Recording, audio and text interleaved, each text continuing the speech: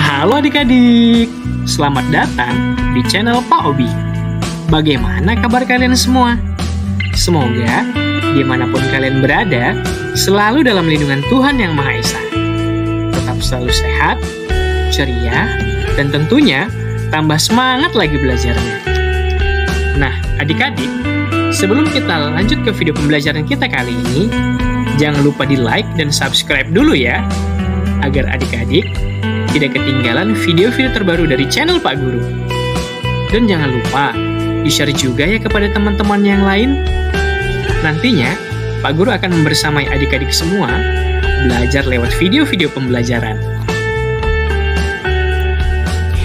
Nah, adik-adik, kita lanjutkan lagi pembelajaran kita pada mata pelajaran IPAS kelas 6 SD Kurikulum Merdeka semester 2, yaitu pada bab 5, menjelajahi bumi dan antariksa.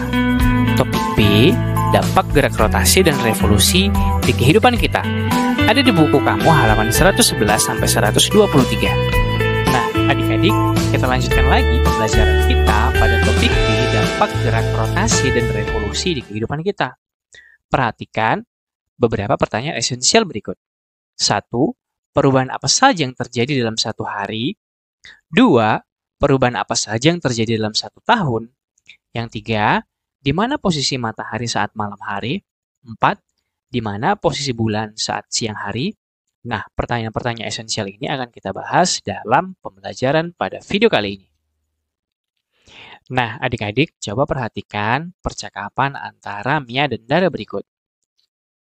Mia, sudah dulu ya teleponnya? Aku mau makan malam.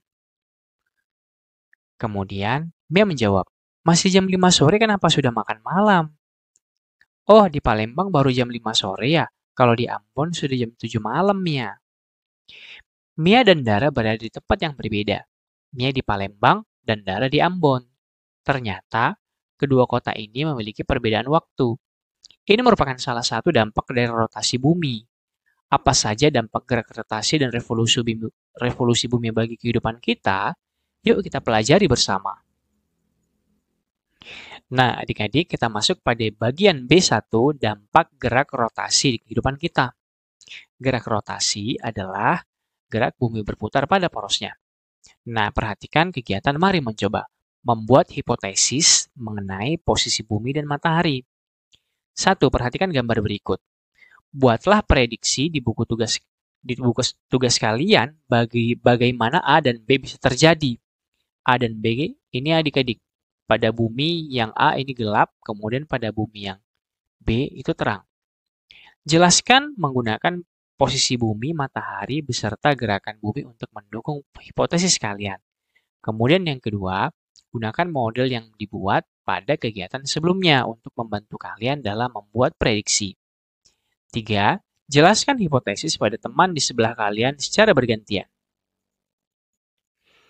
Nah, sekarang adik-adik, mari kita perhatikan kegiatan lakukan bersama, yaitu membuktikan hipotesis dengan model 3 dimensi. Setelah kalian tadi membuat hipotesis, sekarang kita akan membuktikannya. Berkumpullah bersama kelompok yang sudah ditentukan. Kita akan membuat model 3 dimensi untuk membuktikan hipotesis yang sudah kalian buat. Adapun alat dan bahan yang kita perlukan adalah 1 bola kecil sebagai bumi, atau bisa menggunakan bola pingpong, styrofoam, plastisin, atau hal lain yang mudah ditusuk, atau globe jika ada. Kedua, senter sebagai matahari. Yang ketiga, tusuk sate, kawat, atau bahan lainnya yang bisa dianggap sebagai poros bumi. Kemudian yang keempat, miniatur orang kecil bisa menggunakan benda apa saja yang ukurannya pas untuk ditempelkan di bola. Nah, lakukan percobaan 1. Tusukkan tusuk sate atau kawat pada bola seperti pada gambar. Kedua, lem miniatur orang pada salah satu sisi bumi. Yang ketiga, buatlah tumpukan benda untuk menyimpan senter. Posisikan bola di depan senter dan putarlah bola seperti gerak rotasi. Amati kapan bumi menjadi gelap dan terang. Nah, kira-kira seperti ini adik percobaannya. Ini senter kita, kemudian arahkan ke bola. Kemudian bola ini bisa kalian putar seperti rotasi bumi. Kemudian yang keempat, gunakan model ini untuk membuktikan hasil hipotesis kalian. Tuliskan hasil pengamatan di lembar kerja.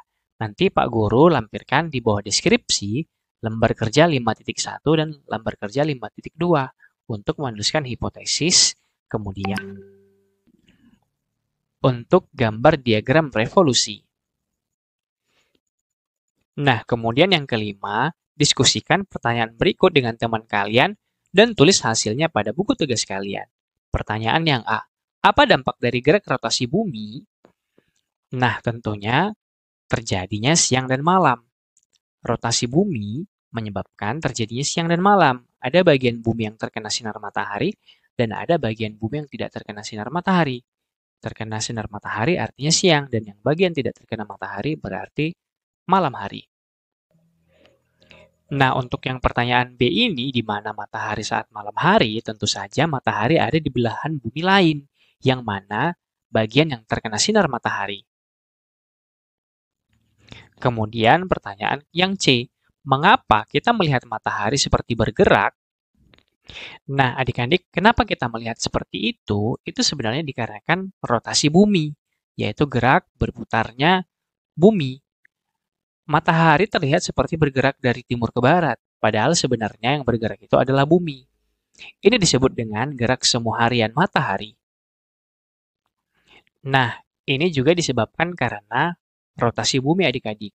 Adanya perbedaan letak geografis di setiap daerah, sehingga ada bagian yang di luar terkena sinar matahari dan ada yang belum terkena sinar matahari, dan ini menyebabkan perbedaan waktu di setiap lapisan daerah bumi. Nah, adik-adik, setelah kalian melakukan hipotesis, kemudian melakukan kegiatan bersama tadi, nah mari kita perhatikan penjelasan berikut ini. Dampak rotasi bumi. Ada beberapa dampak dari rotasi bumi, yaitu yang pertama adalah gerak semu harian matahari yang sudah kita jelaskan pada penjelasan sebelumnya. Dalam satu hari, kita melihat matahari ada di posisi yang berbeda-beda, adik-adik. Seakan-akan matahari itu bergerak. Nah, kalau kita lihat pada ilustrasi ini kita perhatikan adalah matahari terbit. Kita tahu matahari terbit itu ada di daerah timur. Kemudian, matahari ini akan bergerak semakin tinggi, kemudian pada siang hari itu ada di atas langit, kemudian semakin sore akan turun dan mengarah ke barat.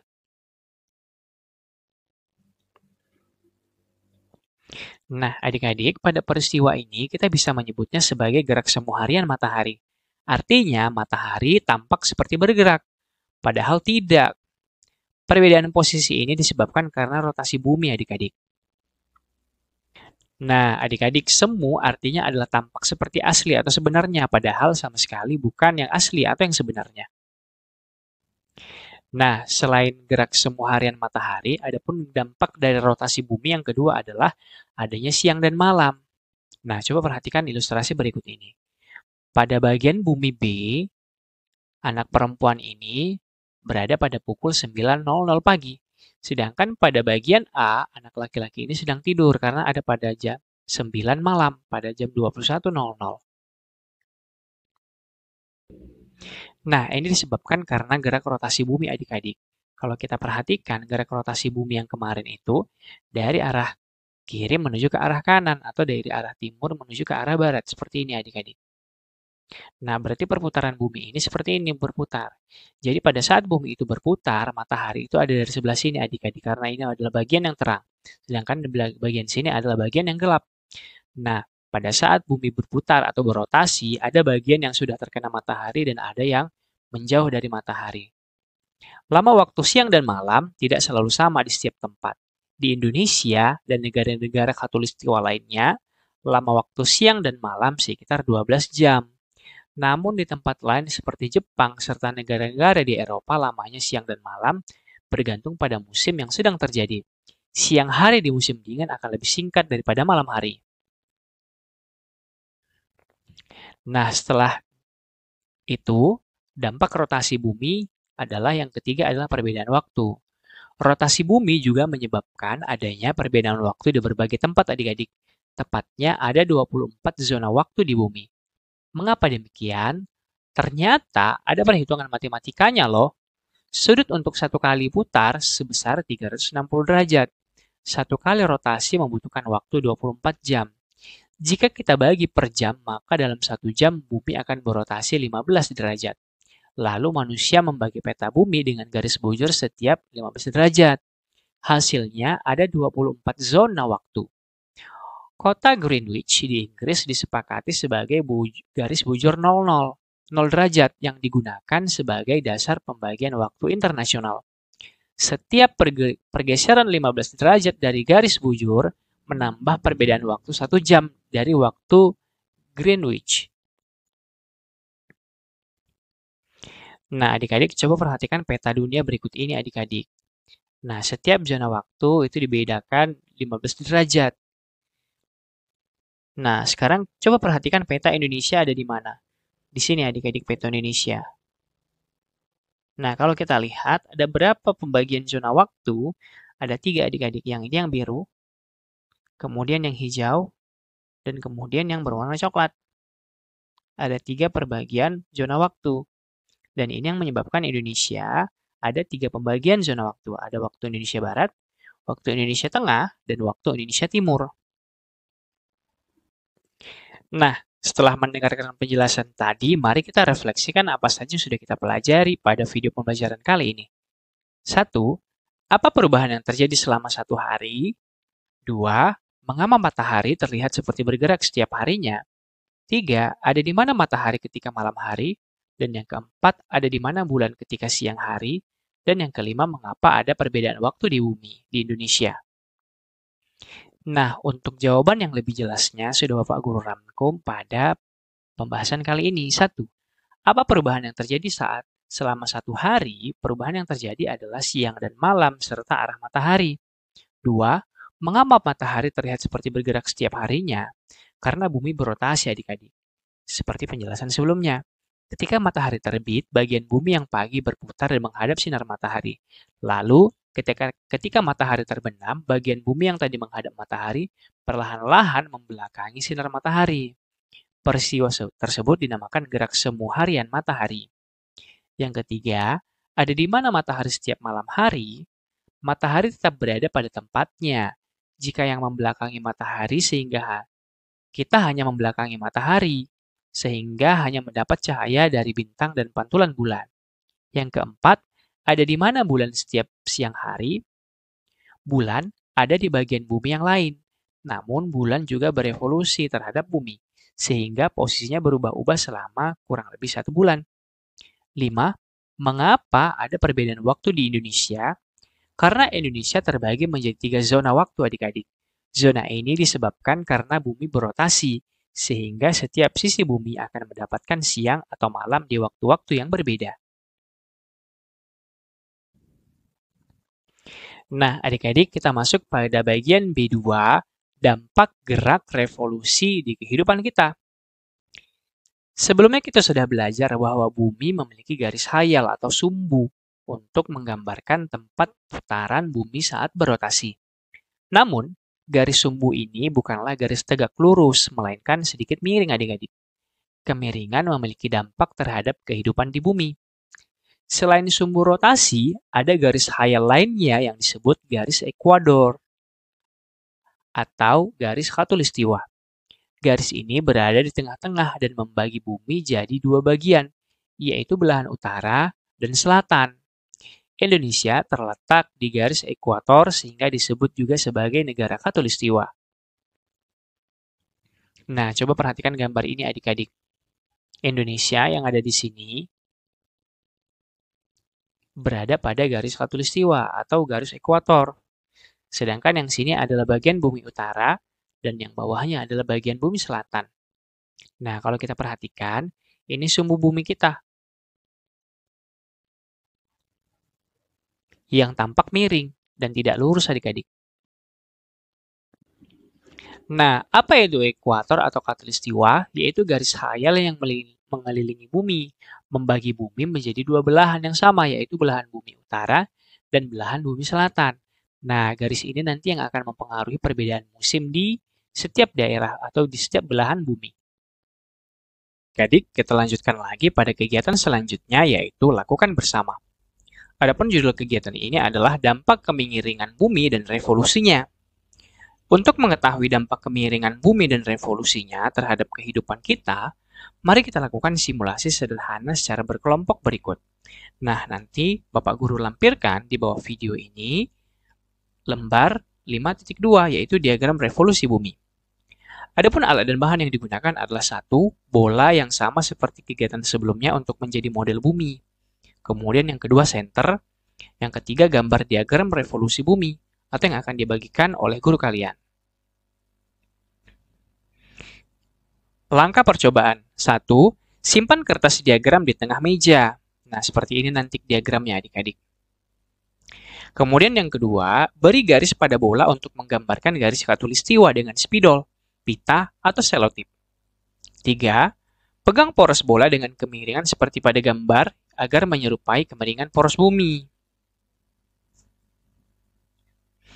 Nah, kalau kita lihat pada gambar-gambar ini adik-adik, yang poros bumi itu ini yang U dan S. U artinya utara dan S artinya selatan. Ini adalah kemiringannya. Kemudian perhatikan pada posisi A, posisi B, posisi C, dan posisi D. Kemudian langkah keempat, posisikan senter dan model bumi pada posisi A. Dan amati hal berikut. A. Area mana di bumi yang mendapatkan sinar matahari paling banyak? Kemudian B. Area mana di bumi yang mendapatkan sinar matahari paling sedikit? Dan yang C. Bagaimana dengan daerah di garis khatulistiwa? Kemudian langkah kelima. Tulis hasil pengamatan di lembar kerja adik-adik. Keenam, posisikan senter dan model bumi pada posisi B. Jawablah pertanyaan yang sama dengan nomor 4. Kemudian lakukan hal yang sama untuk posisi C dan D. Lengkapi lembar kerja dengan hasil pengamatan dan bersiap untuk berdiskusi bersama guru kalian. Kemudian langkah ke-9, tulislah kesimpulan dari hasil diskusi di lembar kerja. Apa yang menyebabkan musim? Musim terjadi karena sumbu rotasi bumi yang miring. Kemiringan ini menyebabkan di semua daerah di bumi mendapatkan sinar matahari yang sama. Daerah yang mendapatkan sedikit sinar matahari akan lebih dingin dibanding daerah yang mendapat lebih banyak sinar matahari. Sekarang, mari kita lihat posisi bumi jika kita bagi menjadi 4 bagian saat berevolusi. Nah, adik-adik, coba perhatikan gambar 5.13 berikut, yaitu posisi bumi saat berevolusi. Nah, kita awali dari bulan Desember, adik-adik. Belahan selatan bumi mendekati matahari dan mendapatkan sinar matahari lebih banyak dibanding dengan belahan utara. Hal ini menyebabkan terjadi musim panas di belahan bumi selatan, dengan siang lebih panjang dibanding malam. Namun sebaliknya, belahan bumi utara mengalami musim dingin dengan siang yang lebih sedikit atau lebih pendek. Nah, sekarang kita perhatikan keadaan bumi pada bulan Desember ini adik-adik. Di sini adalah bagian bumi utara. Sedangkan yang bagian sini adalah bagian bumi selatan. Nah, kalau kita perhatikan gambar, bagian selatan bumi ini adik-adik, atau pada bagian bawah ini dia yang bagian bawah ini lebih condong ke arah matahari. Nampak porosnya ini ada di bawah lingkaran putus-putus ini. Dia lebih condong ke arah matahari, sehingga menyebabkan daerah yang ada di daerah selatan ini itu mendapatkan sinar matahari lebih banyak dibandingkan dengan utara. Artinya, pada bagian ini daerah yang terkena musim panas. Sedangkan yang ada di bagian utara itu sedikit mendapatkan sinar matahari adik-adik, di daerah sini.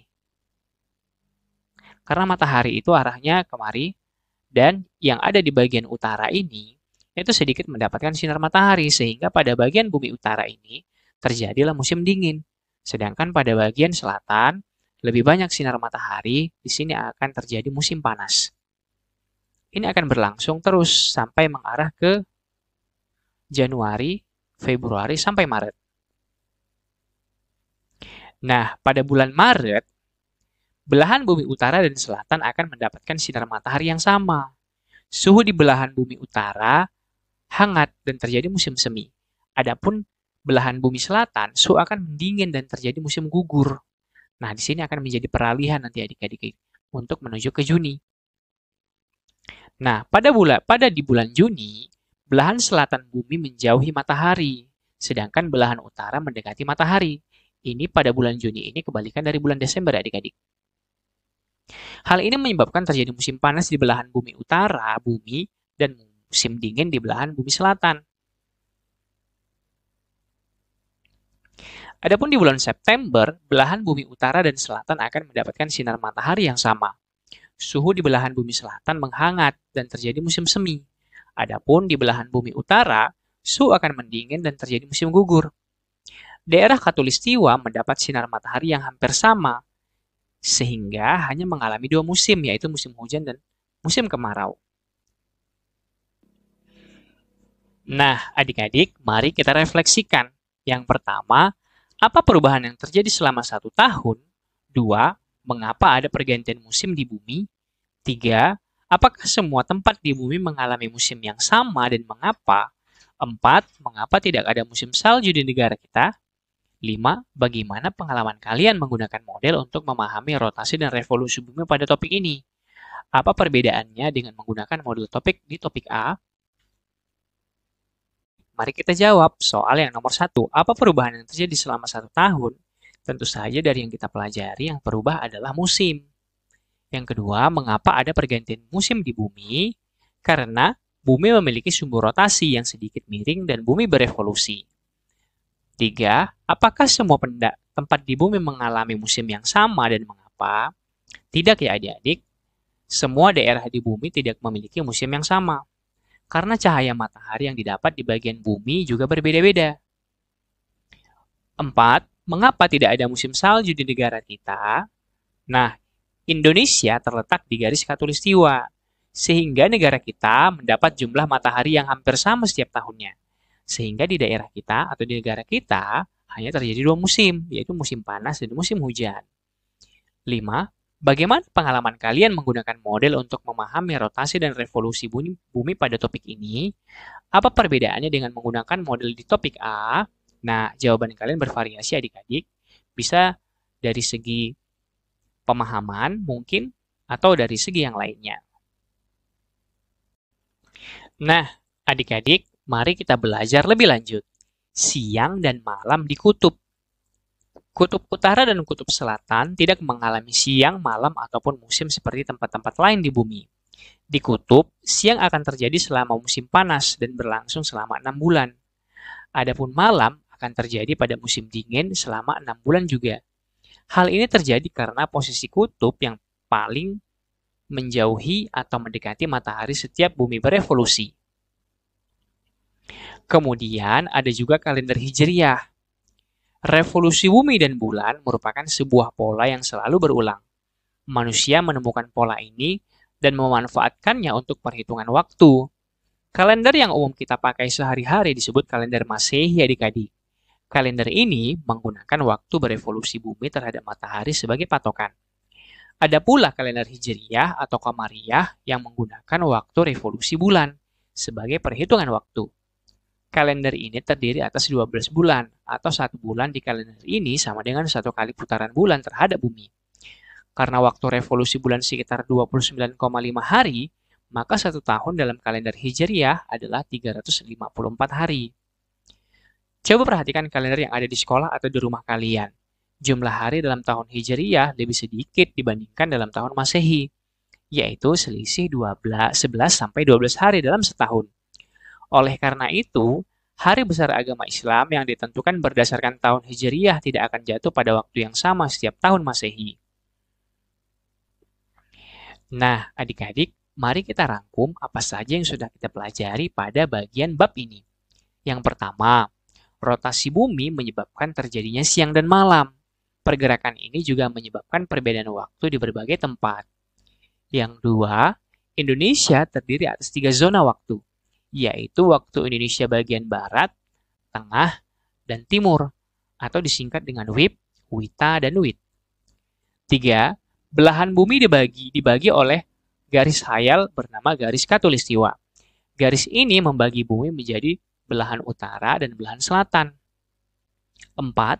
Bumi memiliki sumbu rotasi yang miring dan tidak berubah selama berevolusi. Hal ini menyebabkan terjadi 4 musim di sebagian tempat di bumi, yaitu musim panas, musim dingin, musim semi, dan musim gugur. 5. daerah di garis khatulistiwa hanya mengalami 2 musim, yaitu musim kemarau atau musim panas dan musim hujan.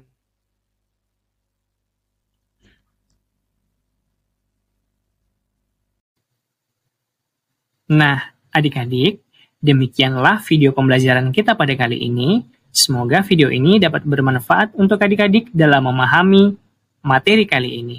Dan jangan lupa untuk like, subscribe, dan share kepada teman-temannya yang lain.